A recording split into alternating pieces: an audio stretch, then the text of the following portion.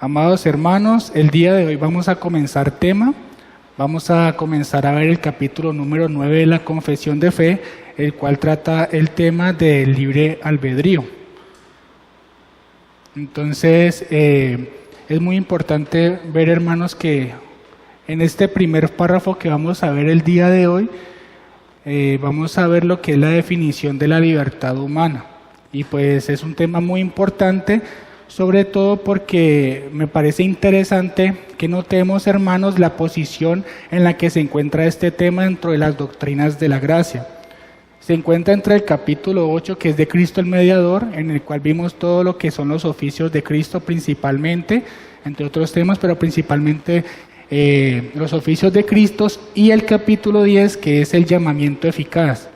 Entonces es importante tener a claridad este tema sobre el libre albedrío, pues porque así vamos a poder entender correctamente en qué sentido el hombre es libre o no, y si está capacitado para responder a dicho llamamiento eficaz, que es el que vamos a ver en el capítulo número 10. Entonces, esta clase de hoy podemos decir que está dividida en 3 partes. Es una clase muy sencilla, tal vez sea muy corta. Vamos a dar una introducción para luego dar la definición de lo que es el libre albedrío. Y para esa definición, pues vamos a ver primero lo que no es, lo que no queremos decir cuando hablamos de libre albedrío, y después vamos a definir y puntualizar lo que sí queremos decir con esta expresión. Entonces vamos a leer primero el párrafo. Dice: Dios ha dotado a la voluntad del hombre de una libertad natural y de poder para actuar por elección propia, que no es forzada ni determinada a hacer bien o mal por ninguna necesidad de la naturaleza. Nosotros queremos, antes de comenzar a tratar el tema, mostrar los versículos, los textos que se referencian en la confesión de fe. Y son importantes precisamente porque por medio de estos versículos es que vamos a ver que el hombre libremente escoge lo que hace, sin que nadie le obligue. Vamos a ver estos pasajes, estos 3 versículos que se citan en la confesión de fe.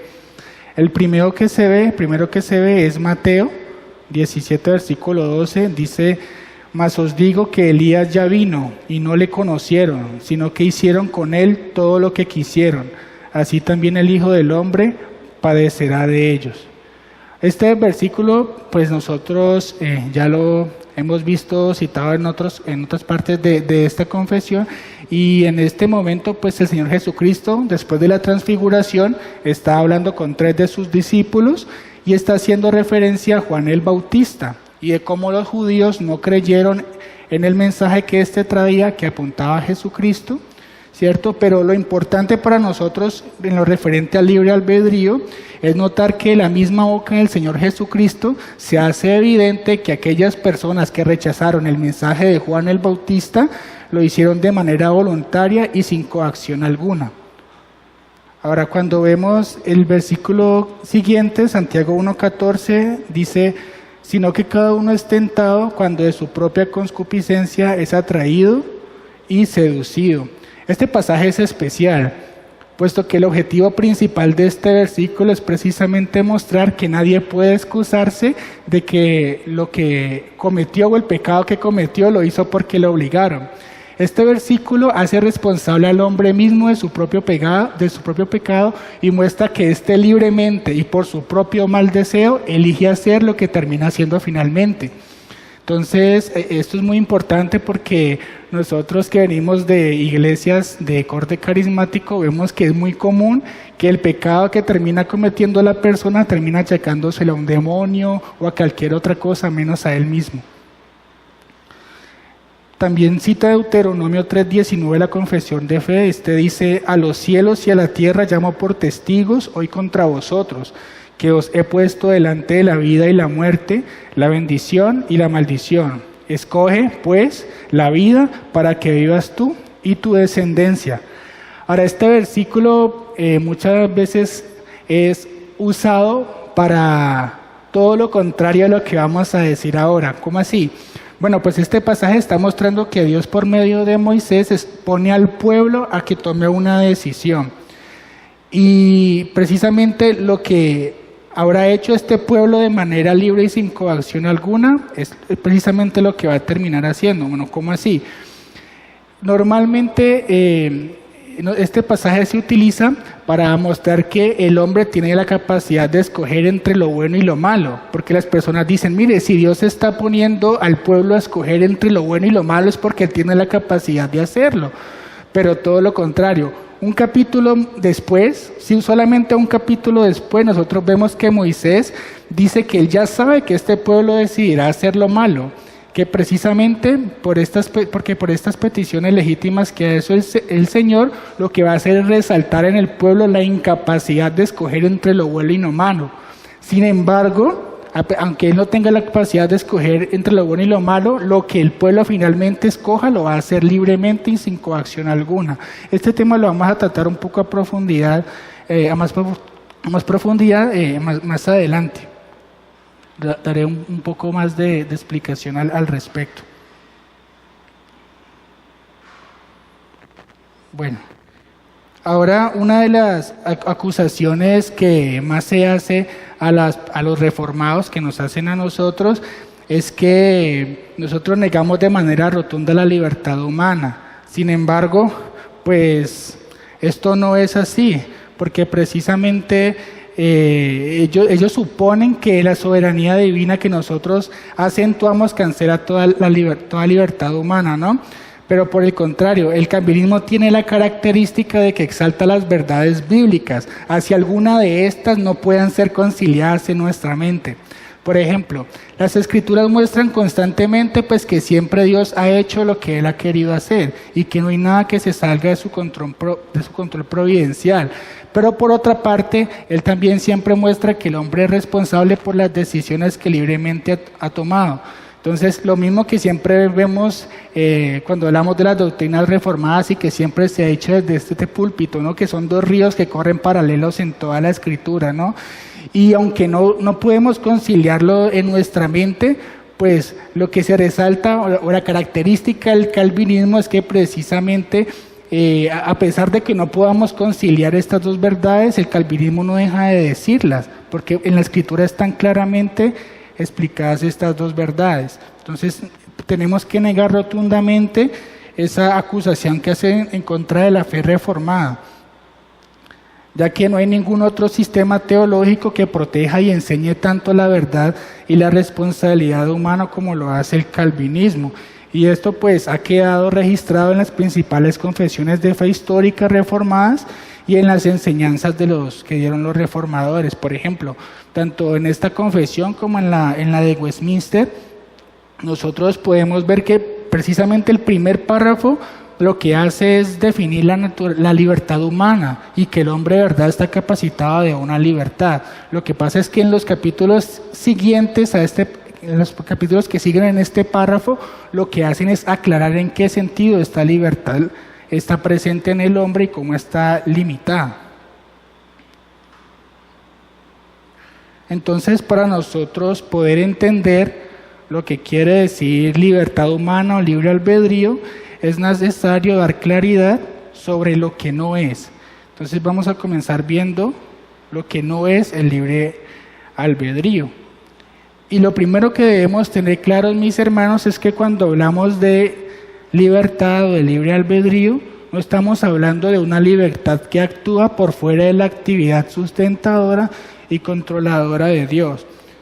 Recuerden, mis amados hermanos, que la confesión de fe procura tener un orden sistematizado en la defensa de las doctrinas que se encuentran. Eso no lo podemos pasar por alto. Entonces, por esa razón, nosotros no podemos olvidar que antes de este capítulo, nosotros ya hemos visto en el capítulo 5 el tema de la providencia de Dios, y en el capítulo 6 hemos visto el tema de la caída del hombre y del pecado. Entonces, con esos capítulos anteriores ya nosotros debemos tener presentes y claro en nuestra mente que no hay absolutamente nada que esté por fuera del control providencial de Dios, y también debemos tener claro y recordar que en el capítulo 6 ya vimos que el hombre no está capacitado para ejercer por fe en Dios para salvación, debido a que en la caída todas sus facultades se vieron manchadas por el pecado. Entonces, por esta razón, nosotros No podemos decir que exista, digamos, una libertad absoluta que esté totalmente libre del control de Dios. Es totalmente imposible en un mundo providencialmente sostenido y dirigido por Dios. Y esto, mis hermanos, es de vital importancia, porque nosotros podemos caer en un error. Por ejemplo, si usted afirma que tiene una libertad tal que usted puede hacer algo y que ese algo está por fuera del control de Dios, si usted llega a decir eso y medita a profundidad, ¿usted cómo podría confiar en un Dios que no tiene control de todo lo que sucede? ¿O usted cómo podría confiar en un Dios al cual se le pueden pasar las cosas porque no sabía cómo controlarlas? Entonces hay que ser muy cuidadosos con ese concepto de libertad que tenemos, porque esto sería equivalente a decir que Dios no es omnipotente o que Dios no lo sabe todo. Entonces tenemos que pensar en las implicaciones de pensar que tenemos esta clase de libertad. Esa clase de libertad no existe y no es a lo que nos referimos cuando decimos libre albedrío. ¿Okay? Por eso ahora lo importante es que tengan claro que cuando hablamos de libre albedrío, y discúlpenme que sean tan reiterativos, pero eso tiene que quedar claro, y es que no estamos diciendo con libre albedrío que podemos hacer cosas que estén por fuera del control providencial de Dios. Ahora, otra cosa que nosotros queremos aclarar, que no es el libre albedrío, es la definición que dan los arminianos. Entonces traemos, en este párrafo, citamos la definición de libre albedrío como la conciben los arminianos. Ahora, los hermanos que ya han visto las doctrinas de la gracia, pues han tenido ya cercanía y contacto con este párrafo, ¿no?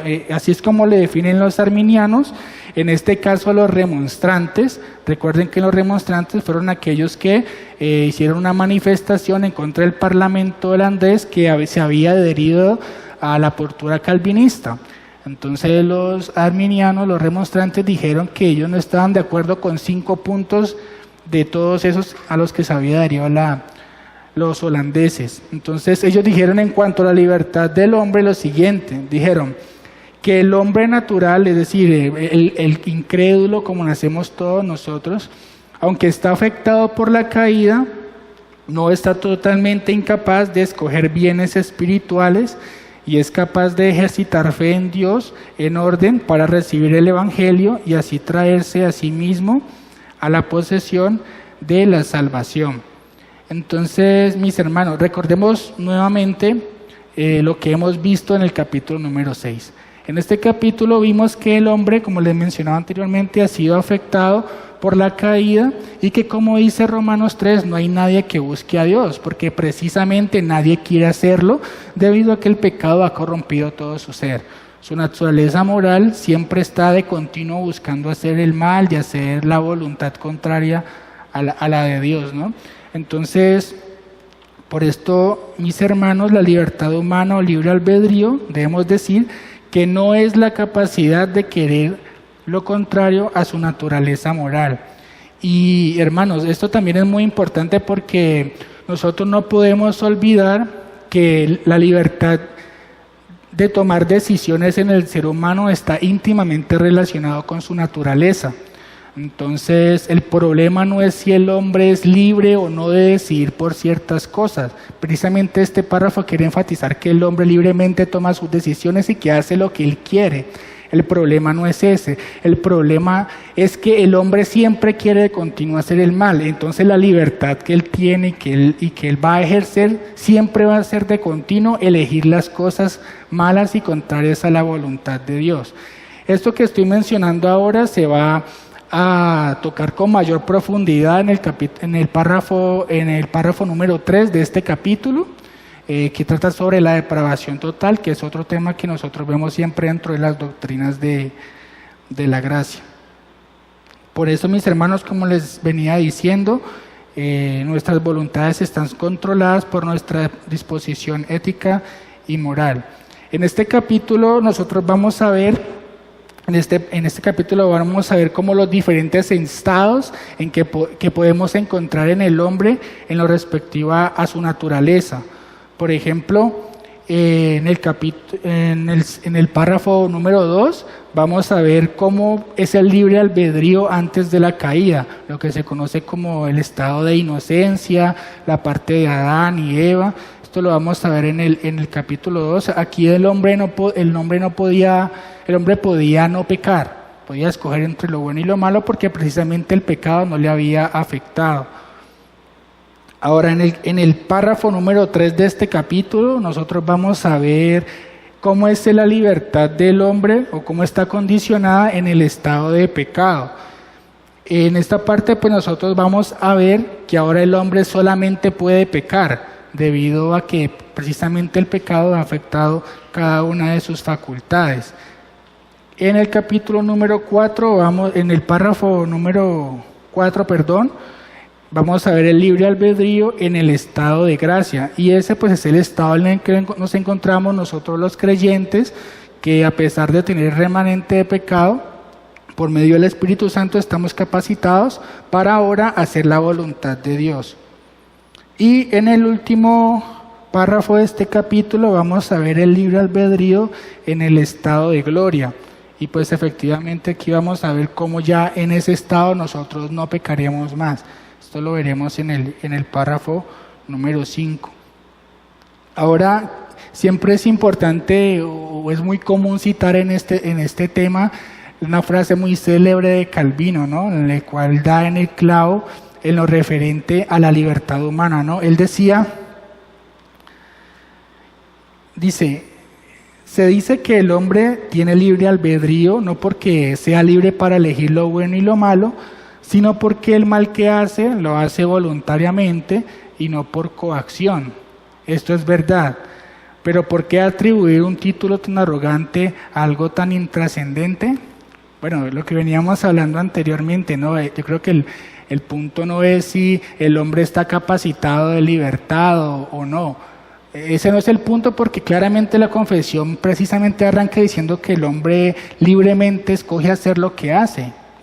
Y como les decía también anteriormente, el problema es que esta libertad está íntimamente relacionada con su naturaleza, y si esta naturaleza tiende de continuo a hacer el mal, la libertad que él tiene siempre va a ser hacia hacer eso que es contrario a la voluntad del Señor.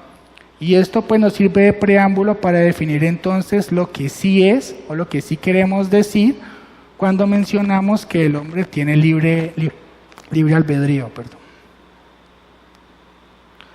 Bueno, vamos a comenzar diciendo que la libertad del hombre no se ve coaccionada, o en otras palabras, que el hombre no es forzado por un poder externo más grande que él para hacer algo que él no quiere hacer. Bueno, ¿cómo así? Bueno, mis hermanos, he tenido la oportunidad tristemente de ver estos casos donde las personas no asumen la responsabilidad de su pecado, sino que terminan echándoselo, digamos así, o dejando esa responsabilidad a otras cosas externas a él.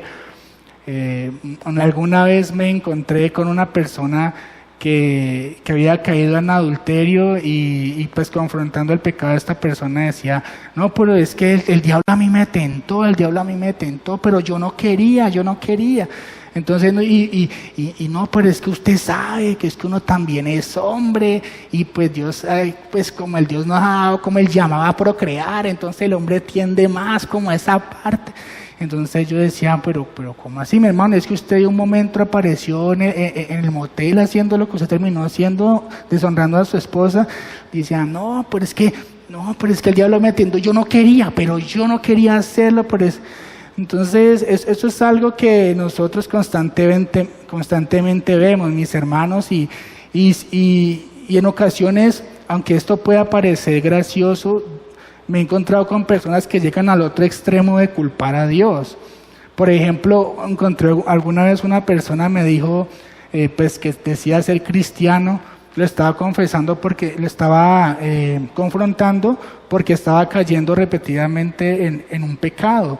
Entonces yo le decía: mi hermano, pero usted está capacitado por el Espíritu Santo, ¿usted por qué todavía sigue cayendo en ese pecado? Y él me decía: no, pues Yo hago lo que tengo que hacer y la palabra dice que Dios pone el querer como el hacer, y pues si yo no quiero, pues porque Dios no me lo ha dado.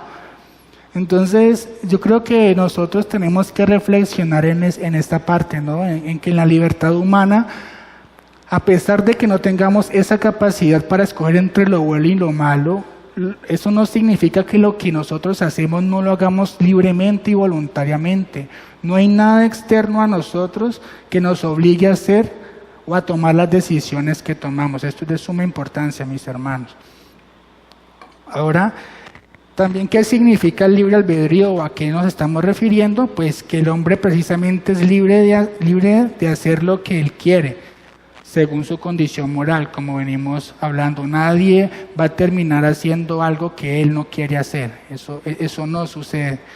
Y como vimos anteriormente, él tiene la capacidad de actuar según escoja. Y el problema es que él siempre va a escoger, debido a su naturaleza, hacer lo contrario a la voluntad del Señor.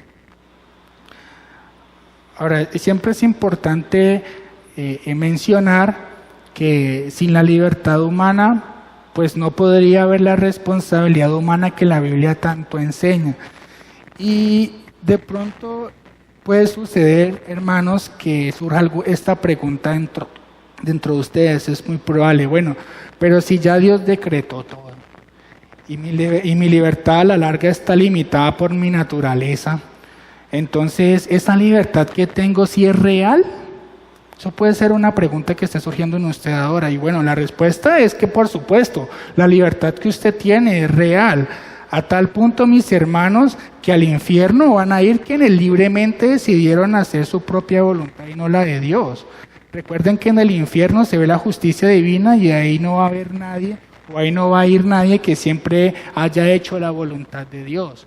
Nosotros tenemos que recordar, mis hermanos, que la responsabilidad que el Señor nos muestra a nosotros es evidencia de que la libertad que nosotros tenemos es real, porque si no, volveríamos a lo que mencionamos al principio, ¿no? Hay que pensar como en las implicaciones que hay. Si nosotros decimos que la libertad que tenemos no es real, entonces estamos haciendo injusto a Dios, porque Él nos está haciendo responsable de algo que no estamos haciendo de manera libre y voluntaria, ¿no? Creo que eso es algo en lo que debemos pensar.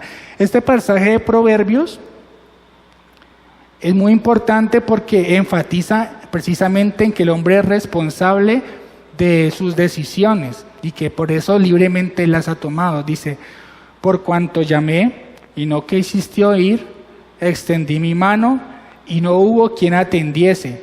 Bueno, aquí ya comenzamos viendo que el Señor ya está siendo responsable al pueblo de que ninguno quiso atender. Sino que desechasteis todo consejo mío y reprensión no quisiste, también yo me reiré en vuestra calamidad y me burlaré cuando os viniere lo que teméis.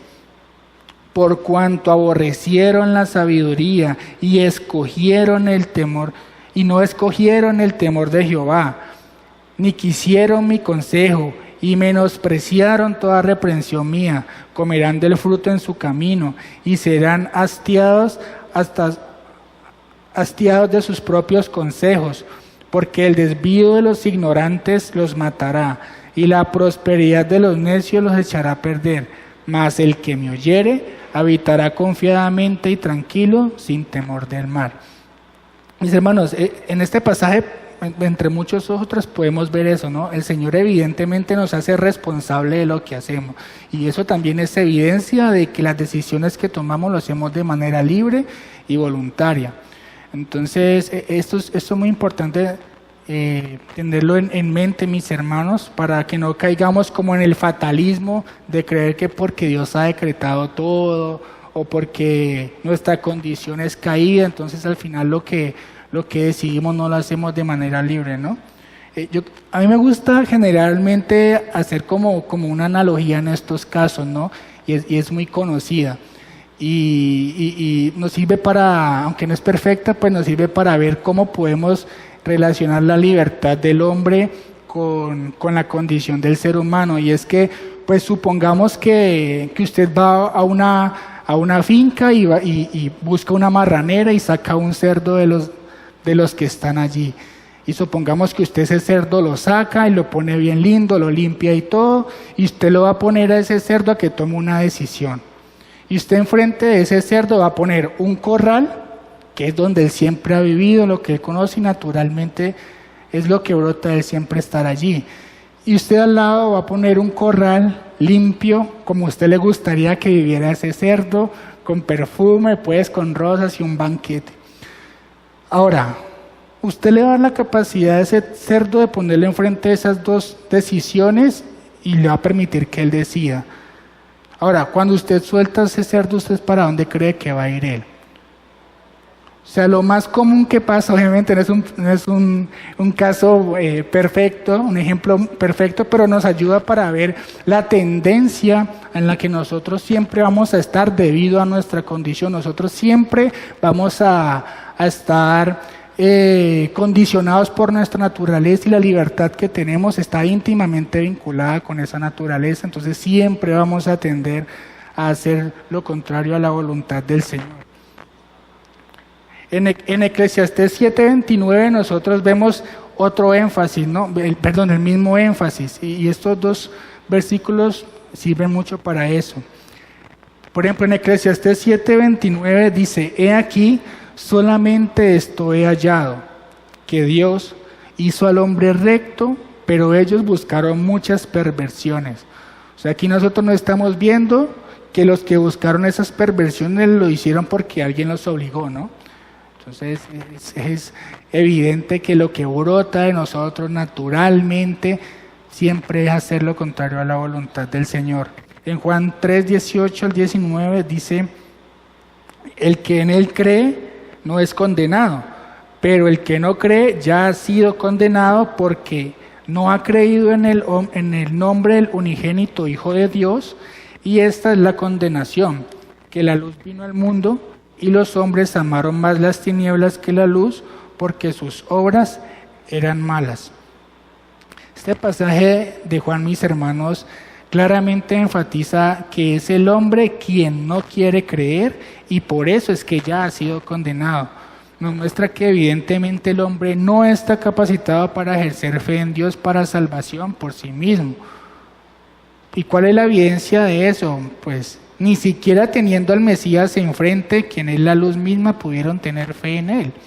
Entonces, mis hermanos, la importancia de este capítulo radica en eso, que no podemos, por un lado, caer en el extremo de pensar como calvinistas y como reformados, que el hombre no tiene libertad, porque muchas veces ese es el resultado del pensamiento de las personas cuando ven doctrinas como la elección de Dios o el decreto de Dios, la soberanía de Dios. Caen en un fatalismo y se creen como marionetas, que es lo único que hacen, o como robotcitos que solo terminan haciendo lo que otros quieren. No, la confesión de fe es clara en eso.